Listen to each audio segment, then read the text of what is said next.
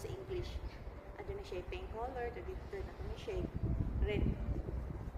Ano na siya white color. Murag 5 colors ni siya. Ang ganda-ganda ng kabayan. Siyempre, paigong tao kay. Mura ba na itong kalipay ba na suri-suroy.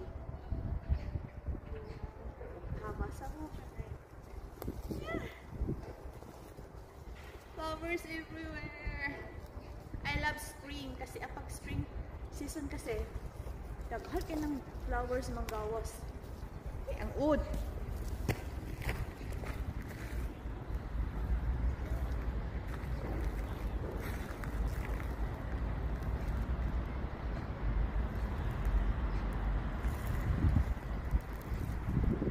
Ito naman ay puro pink color na flower. Ito ay red colors.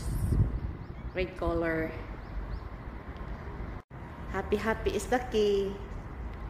And enjoy life to the fullest.